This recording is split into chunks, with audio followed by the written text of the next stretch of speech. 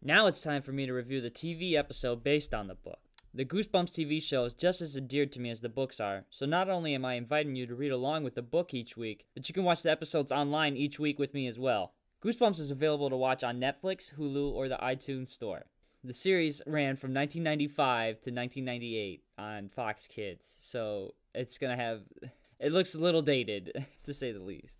Are we ready? Here we go. Welcome to Dead House. Hello, I'm R.L. Stine. I write the Goosebumps books. Welcome to Dead House. I think you're going to like your new house. But before you move in, I have a few words of warning for you. Better look under the bed at night before you go to sleep. And when you make new friends, always check to see who's dead and who's alive. Viewers beware, you're in for a scare. We start off right away, and look who it is. It's R.L. Stine, dressed in black and looking rather sad. It's odd more than anything that he serves as a host, but how else would you have a scary author appear? I mean, who else could play R.L. Stine than R.L. Stine himself? Maybe Jack Black? Anyways, R.L. Stine does his best acting, but he's probably the deadest thing in this whole episode. Am I right? So the episode starts with the family moving in, and the first thing that hits me are these atrocious 90s haircuts. The son has got a full-on mullet. The mom looks pretty young for me for some reason, too. She looks way too young to be having kids that are teenagers. Anyways, they get there, and the daughter of the family sees something in the house's window. Amanda walks around the house looking for a dog and into this empty room. Then suddenly, a shadowy man in the room comes to life. He reaches out a hand towards her and... Commercial break. Gotta keep those kids interested. Just like one of R.L. Stine's terrible chapter-ending cliffhangers, we see the hand reaches out for her and fixes the electrical system? It wasn't even like a finger switch for the lights. It was like a huge main power lever. He says he fell asleep in the chair in a dark room. It's like, what? I know it's something that's going to come up a lot. The parents on the show just totally ignoring the kids, and they're just going along with all these bizarre things. Like, I think that's because that's what adults do, you know, don't believe the kids. The kids are the star, but nobody else believes them. It's just they have to go along with these bizarre things and just smile and nod like everything's fine. So, yeah, it's perfectly normal that he fell asleep in the dark room.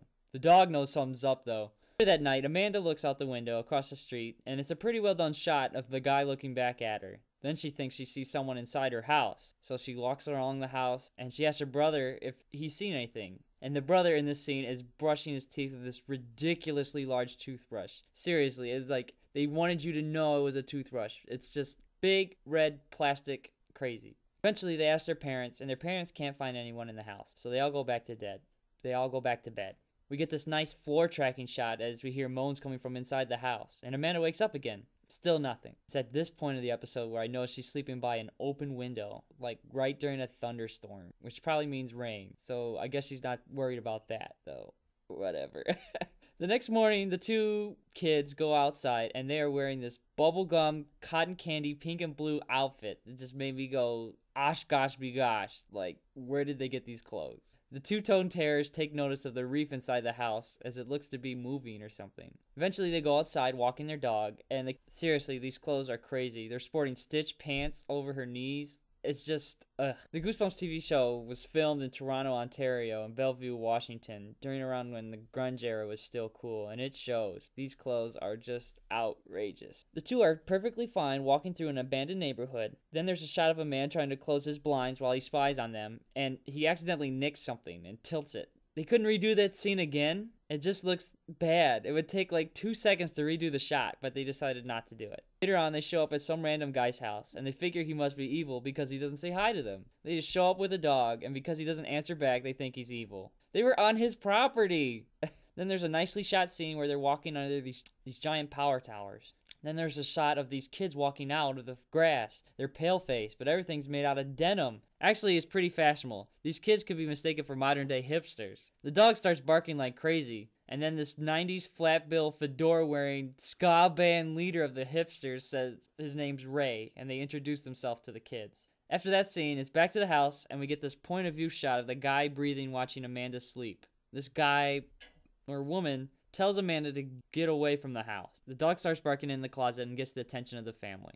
And then in this scene, the dad says something where he sounds so honest. It's just weird. It was Like what? like she was dead. Dead? But she wasn't. Like a ghost? No, not like a ghost. I don't know. I can't explain it. I think you had a bad dream, sweetheart. No, I didn't. I saw her. Her face, it was horrible. Told you this place stinks. Your first few nights in a strange house? I'm not surprised you had a nightmare. No, but I was awake, Mom. I've had bad dreams like that. Dreams that seem so real you could have sworn they happened. There's a hole in the...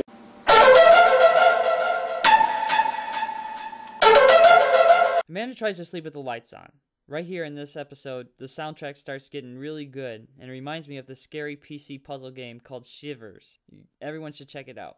The next day, Amanda and her brother are outside. One of them drops some money, and you think something's going to happen, but nope, nothing. Then the dog barks like crazy at the fence, so all the family have their backs away from the cellar door, and whoa, there's a hand coming out of their basement. What's going to happen? That's the first part of this two-part special. Not bad, but nothing special. It could have been a lot worse. 2 out of 5 stars.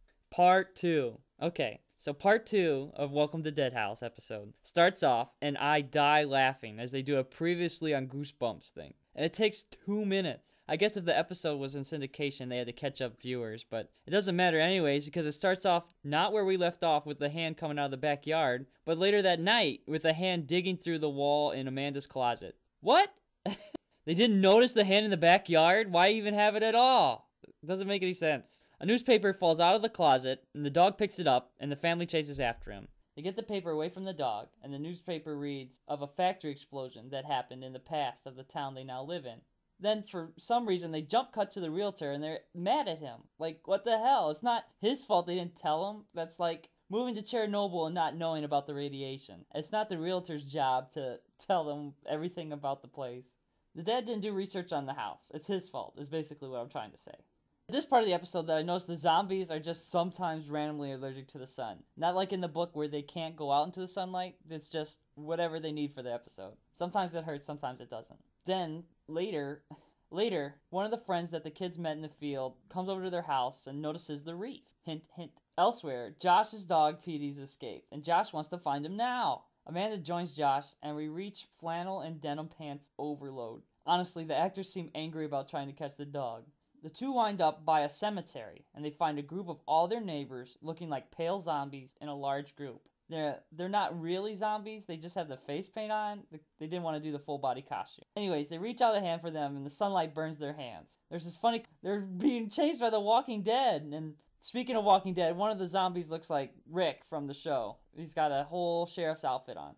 Then we get 2 twists in a row where we find out that the reef inside the house is evil. Or is it? But wait, then we find out that the family the parents invited over is evil too. We get a mildly terrifying zombie chase sequence as zombies come from everywhere. Walls, the floors, it's great.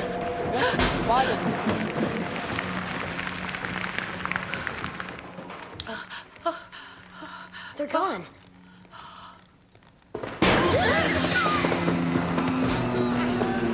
It didn't work. Josh! You thought that wreath would keep you safe. Well, you were right. But now it's gone. You just destroyed the one thing that could protect you. If it hadn't have been for that annoying little wreath, we would have fed when you first moved in. Don't fight us, Amanda. Let us feed. Then we can be best friends. You'll have so much in common. You're doing the right thing. The neighborly thing. We were so happy when you moved in. You like Dark Falls. Great place to raise the kids. I'm sure there'll be a new family moving in right after you. And then you'll get to feed. Mr. Dawes is a real good salesman. Quick, the stairs, go, go! Come on, let's go! Quick! Go, come on! I don't get it! Why did they make us lock the windows if they were trying to get in? What are they trying to keep out? It doesn't make any sense! Whatever it is, they're afraid of it! Well, here we all are. No speeches, man! I'm starved. Come on, up the stairs! Up the stairs! Gotcha, John. Go, go, go, go, go! Come on! Come on! Good arm, Josh. After you're one of us, maybe we can play some ball.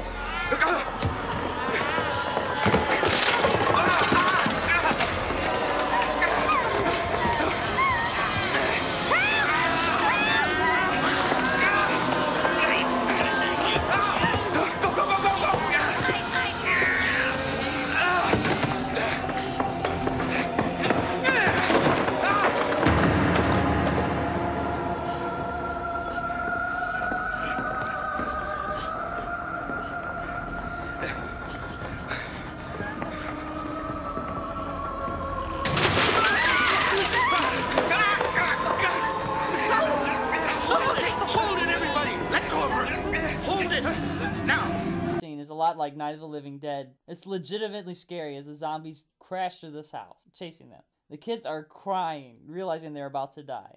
But then they realize that sunlight kills these things. They break open an attic window and they get the zombies to die. This is hilarious.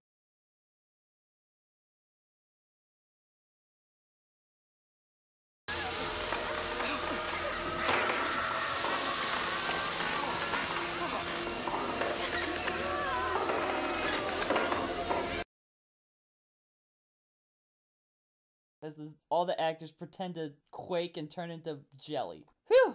I guess they made it. They quickly get into the van and they get out of the dark fall. Start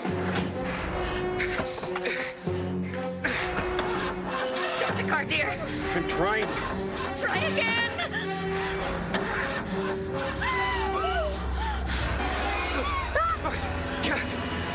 Is there something you don't like about the house? We can talk about it. Probably getting ready to move in here. We can refinance.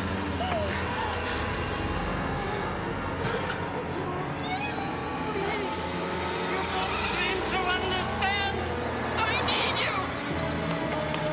Come back. Come back. Dark Falls needs you. I'm hungry. But wait, oh, it's their dog. Petey, he's okay. They conveniently pick him up. Hooray! The dog's back now. But then he turns black and white, so I guess he's a zombie dog? Then we get another sequence with R.L. Stine and the dog, and he turns black and white again. Whatever.